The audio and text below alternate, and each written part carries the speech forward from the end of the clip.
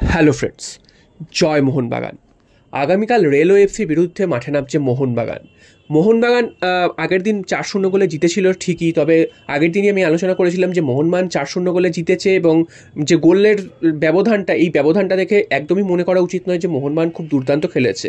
হ্যাঁ, অবশ্যই মোহনবাগানের এটা সেকেন্ড ম্যাচ ছিল, আগের ম্যাচটা এটা থার্ড ম্যাচ খেলবে, তো এখনও কম্বিনেশন ঠিকঠাক গড়ে ওঠেনি। তবে 4 গোলে জিতলেও অনেক কিন্তু ফাঁকফোকর মোহনবাগান টিমে ছিল আগের দিন, সেটা আমরা দেখেছি। ডিফেন্সেও অনেক ফাঁকফোকর ছিল, অনেক কিন্তু সমস্যা রয়েছে এখনও মোহনবাগান টিমে, যেটা কিন্তু এখনও কাটিয়ে উঠতে পারেনি। তবে আশা করছি যত ম্যাচ এগোবে তত কিন্তু দলটাকে আরও শক্তিশালী করে তুলতে পারবে ডেগি কার্ডোসো এবং গুছিয়ে নিতে পারবে। তবে প্রত্যেকটা ম্যাচই এখন গুরুত্বপূর্ণ, কারণ এইসব ম্যাচগুলোকে মোহনবাগানকে টার্গেট করতেই হবে যাতে পুরো পয়েন্ট তুলে নিতে হয়। কারণ গত বছর আমরা দেখেছি যে কলকাতা লিগ আমাদের হাতছাড়া হয়েছিল, শুধু হাতছাড়া হয়েছিল তা নয়, আমরা কিন্তু সুপার সিক্সও যেতে পারিনি। এটা কিন্তু একদমই ভালো কথা নয়। মোহনবাগান খেলছে, টপ সিক্সে থাকবে না, এটা তো একদমই হতে পারে না, সে যে দলই খেলুক না কেন। আগামীকালের ম্যাচ 3টে থেকে অত্যন্ত গুরুত্বপূর্ণ ম্যাচ মোহনবাগানের জন্য, এবং মোহনবাগান তো এই দলকে নিয়েই নামবে, এখানে তো আর সিনিয়র দল নিয়ে নামবে না, সেটা আমরা বুঝেই গেছি। তো এইটা নিয়ে তো আলাদা করে কিছু বলার নেই। তবে ডুরান্ট সামনে রয়েছে, ডুরান্টে মোহনবাগান কী করবে এটাই এখন সবথেকে বড় প্রশ্ন।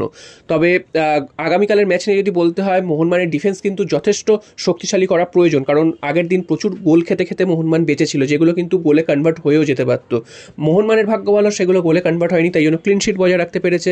তবে ডিফেন্স নিয়ে কিন্তু চিন্তা থাকবে, কারণ পুলিশ এসি ম্যাচে আমরা দেখেছিলাম যে ডিফেন্সের অনেক ফাঁকফোকর রয়েছে, দুটো উইং দিয়ে কিন্তু বারবার অ্যাটাক হচ্ছে, সেই অ্যাটাকগুলো কিন্তু থামাতে পারছিল না মোহনবাগান। এছাড়াও ডান প্রান্ত দিয়ে সালাউদ্দিন খুব ভালো খেলছে, তবে ব্রা প্রান্তটা কিন্তু একদমই খেলতে পারছে না, যে কারণে মোহনবাগানের ব্রা প্রান্তটা সচল হচ্ছে না, আর ওইখান থেকে কিন্তু অনেক অ্যাটাক উঠে আসছে। এই জিনিসগুলো কিন্তু মোহনবাগান কোচ ডেগি কার্ডোসোকে দেখতে হবে, এবং অবশ্যই ফরওয়ার্ড লাইনেও কিন্তু শক্তিশালী করতে হবে, কারণ সুয়েলের মতন প্লেয়ার এদেরকে বসিয়ে রেখে দিয়েছে। কী কারণে বসিয়ে রেখেছে কেউ বুঝতে পারছে না। দীপেন্দুকে অবশ্যই নামানো উচিত, এছাড়াও কিয়ানকে সই করেছে, কিয়ানকেও নামানো উচিত।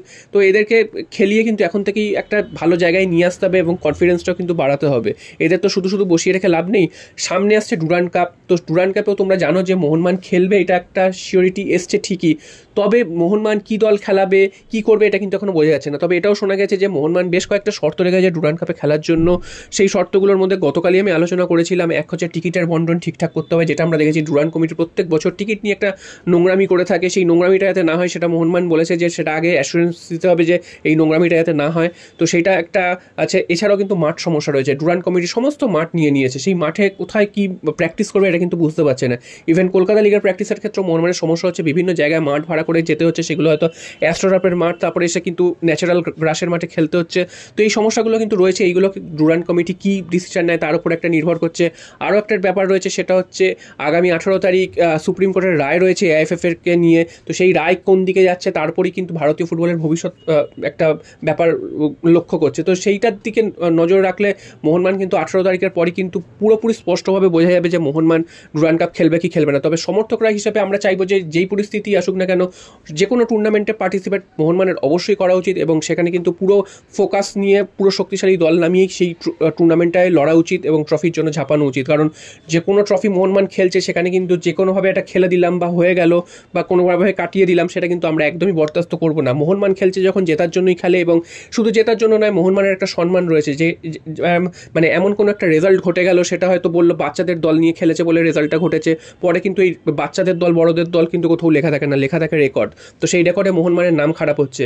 এই যে কলকাতা লিগে মোহনবাগান প্রথম ম্যাচটা হেরে গেল পুলিশ এসির বিরুদ্ধে, গত বছর মোহনবাগান পুলিশ এসির বিরুদ্ধে জিততে পারেনি, তো এগুলো কিন্তু রেকর্ড বুকে লেখা থাকবে যে মোহনবাগান জিততে পারেনি, কোথাও লেখা থাকবে না যে ছোট দল বড় দল কে খেলেছিল, এগুলো কিন্তু লেখা থাকবে না। তো অবশ্যই গুরুত্ব দিয়ে খেলা উচিত, এবং ম্যানেজমেন্টকে কিন্তু এই জিনিসটা ভাবতে হবে। আর যেসব ভারতীয় প্লেয়াররা যারা সিনিয়র দলে রয়েছে তাদেরকে কী জন্য বসিয়ে রেখেছে, কেন প্র্যাকটিসে ডাকছেন, এটাও কিন্তু বোধগম্য হচ্ছে না।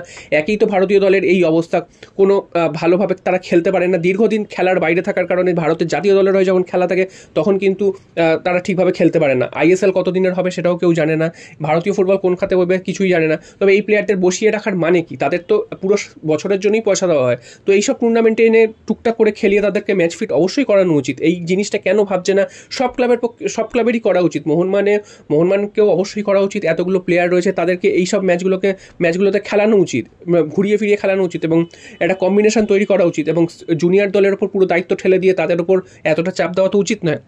তাহলে প্রত্যেকটা প্লেয়ারই কিন্তু সঠিক গেম টাইম পাবে। তো এইগুলো কিন্তু দেখতে হবে অবশ্যই। আমরা আগামীকালের ম্যাচটা নিয়ে এখন ফোকাসড রয়েছি, আগামীকালের ম্যাচটা যেখানে 3 পয়েন্ট নিতে হবে। তবে এইগুলোও কিন্তু মাথায় রাখতে হবে, সামনে ডুরান্ড কাপ আসছে, ডুরান্ড কাপে মোহনবাগানের প্রথম খেলা 31 তারিখ মোহামেডানের বিরুদ্ধে।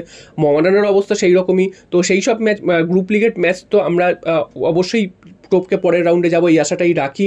এবং এখানে কিন্তু ডার্বি এবছর পড়েনি, দেখা যাক নকআউটে ডার্বি পড়ে কিনা। জয় মোহনবাগান।